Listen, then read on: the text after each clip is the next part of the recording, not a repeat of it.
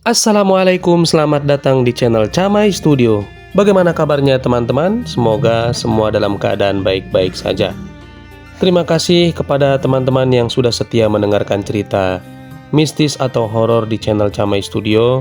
Mimin doakan semoga hidupnya sukses selalu, sehat dan lancar rezekinya. Untuk cerita kali ini berjudul Kejadian Seram di Pabrik Rokok tahun 1988. Kisah ini berdasarkan kisah nyata yang diceritakan oleh salah satu karyawan yang bekerja di sebuah pabrik rokok. Berikut adalah beberapa kejadian mistis yang kerap terjadi di pabrik tersebut. Salah satunya kesurupan. Pernah terjadi suatu ketika kejadian yang membuat geger hampir semua orang yang bekerja di pabrik itu. Seorang pekerja wanita mengalami kesurupan. Diperkirakan kejadiannya sekitar pukul 7.30 pagi. Sang penutur sendiri posisinya berada di lantai 2, sedangkan wanita yang kesurupan itu ada di lantai 1. Awalnya wanita itu bekerja biasa-biasa saja. Lalu tiba-tiba ia menangis dan tertawa secara bergantian. Melihat tingkah laku yang tidak wajar, pihak keamanan memutuskan untuk membawanya ke poliklinik. Tetapi ia memberontak, bahkan 3 satpam pun kewalahan untuk menangani satu perempuan itu. Melihat situasi yang tidak normal ini, akhirnya mereka mengundang seorang ustadz untuk membantu mengusir makhluk halus yang merasukinya. Untungnya tidak bermasalah, dia berhasil disadarkan dan akhirnya ia diantar pulang. Kejadian ini cukup menggegerkan karena ketika sang perempuan kesurupan dengan histeris, semua karyawan pabrik melihatnya ketakutan. Ada cerita lagi yang disampaikan oleh security.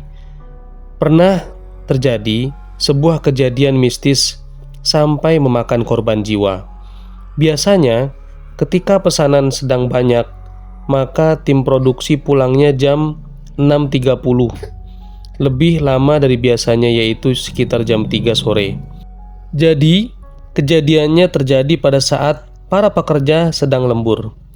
Pada saat sudah jam pulang, semuanya pun pulang kecuali satu orang. Dia tetap bekerja menggiling rokok. Anehnya, tidak ada seorang yang menyadari bahwa dia ini masih di pabrik, termasuk satpam yang bertugas berkeliling pabrik untuk memeriksa. Sang satpam tidak melihat wanita itu di area produksi. Jadi entah mengapa dia terus menggiling rokok sampai pagi. Ketika pabrik dibuka kembali jam 5 pagi, alangkah terkejutnya mereka melihat wanita itu sedang bekerja sendirian. Setelah diusut, ternyata dia sudah berada di sana semalaman. Belakangan dia akhirnya pingsan.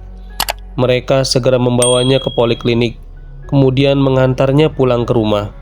Sayangnya 2 jam kemudian dia meninggal. Beberapa orang percaya bahwa dia diminta oleh penunggu pabrik sebagai tumbal. Ya Allah, seram sekali. Sampai segitunya ya mencari duit, jadi korban oleh si pemilik pabrik. Selain itu, pabrik ini yang mempunyai cerita angker dan serem. Posisinya yaitu dekat kamar mandi. Biarpun pabrik sendiri sudah cukup menyeramkan, namun sepertinya kamar mandi karyawan merupakan tempat paling angker di area pabrik itu. Di situ merupakan tempat paling sering terjadi penampakan-penampakan. Sering kejadian terlihat seorang keluar dari kamar mandi, padahal sebelumnya tidak ada yang masuk, atau juga melihat karyawan keluar dari situ, padahal karyawan tersebut juga tidak ada yang masuk hari itu. Dan ini selalu terjadi pada saat jam-jam lembur atau saat bekerja di sekitar jam setengah 7 malam. Pernah juga terjadi penampakan sesosok makhluk hitam besar yang sedang menghisap darah dari bekas pembalutnya wanita di kamar mandi pabrik. Pabrik itu maklum kebanyakan karyawannya adalah seorang perempuan. Setelah diperhatikan, ternyata sesosok makhluk hitam itu adalah genderuwo. Kisah-kisah di atas ini membuat kita tidak bisa memungkiri lagi Bila memang di pabrik juga sering terjadi kejadian-kejadian misteri, mungkinkah para karyawan kecapean sehingga berhalusinasi atau tertekan secara psikis, ataukah memang pabrik itu berhantu? Kisah ini terjadi pada tahun 1988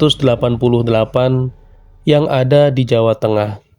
Mudah-mudahan setelah kita mendengar cerita ini menjadi pelajaran buat kita agar setiap mau berangkat kerja atau memulai kerja diawali dengan doa agar tidak diganggu oleh makhluk tak kasat mata. Selesai sudah ceritanya. Terima kasih kepada para pendengar setia.